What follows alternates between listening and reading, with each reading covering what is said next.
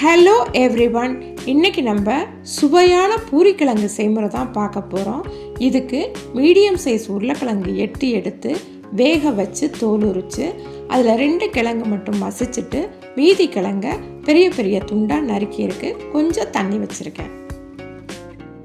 நீளமாக நறுக்கின பெரிய வெங்காயம், பொடியாக நறுக்கின கேரட், பச்சை பட்டாணி ஃப்ரோசன் எடுத்திருக்கேன், ஒரு தக்காளி, மிளகாய்த்தூள், பச்சை மிளகாய், உப்பு, சோம்பு, துருவின இஞ்சி, தாளிக்கு தேவையான எண்ணெய். அடுப்பு பற்ற வச்சு ஒரு அகலமான வாணலியில் 4 டேபிள் ஸ்பூன் எண்ணெய் விட்டு சோம்பு தாளித்ததுக்கப்புறம் நீளமாக நறுக்கின பெரிய வெங்காயத்தை சேர்த்து கண்ணாடி பக்குவத்துக்கு நல்லா வதக்கணும். இப்போ வெங்காயம் நல்லா வதங்கிருச்சு. இது கூடவே கருவேப்பிலையும் துருவின இஞ்சியும் சேர்த்து நல்லா வதக்கணும். வதக்கினதுக்கப்புறம் பொடியாக நறுக்கின கேரட்டையும் இது கூட சேர்த்து ஒரு நிமிஷத்துக்கு நல்லா வதக்கணும்.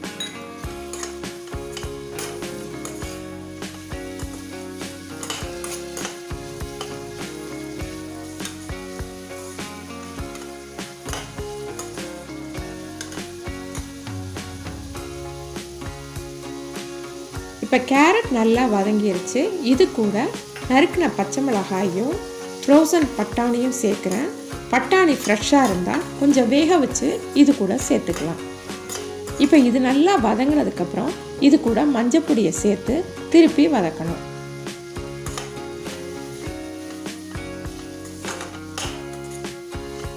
இப்போ இது நல்லா வதங்கிருச்சு. இது கூட பொடியாக நறுக்கின தக்காளியை சேர்த்து அரை உப்பும் சேர்த்து ஒரு நிமிஷம் வதக்க விட்டு கூடவே மிளகாத்தூளும் சேர்த்து நல்லா வதக்கணும்.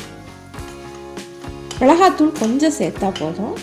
இது எல்லாம் நல்லா வதங்கினதுக்கப்புறம் உருளைக்கிழங்கு வேக வச்சு நறுக்கின உருளைக்கிழங்கையும் இது கூட சேர்த்து நல்லா வதக்கிட்டு நல்லா மசிச்சு விடணும். இதை கிழங்க வதக்கிறப்பவே மீதி உப்பையும் அது கூட சேர்த்து நல்லா மத்து வச்சு 1-2 மசிச்சு விடணும். எல்லா கிழங்கும் மசிக்க வேண்டாம், சில கிழங்கு முழுசாக இருக்கணும்.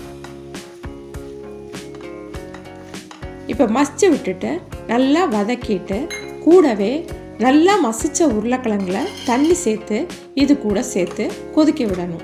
இது கூடவே இன்னும் ஒரு அரை கிளாஸ் சேர்க்கலாம். நான் மொத்தமாக ஒரு டம்ளர் தண்ணி இது கூட சேர்த்துருக்கேன். 200 ml தண்ணி இது கூட சேர்த்து நல்லா ஒரு 5 நிமிஷத்துக்கு கொதிக்க விட்டுருக்கேன். இந்த சமயத்தில் நீங்கள் உப்பு தேவைப்பட்டாலும் சேர்த்துக்கலாம். இதில் கடலை மாவு சேர்க்காதனால சுவை ரொம்ப நல்லாயிருக்கும். கடைசியில் மல்லி இலை தூவி மிக்ஸ் பண்ணால் சுவையான பூரிக்கிழங்கு ரெடி ஆயிடுச்சு. தேங்க்யூ.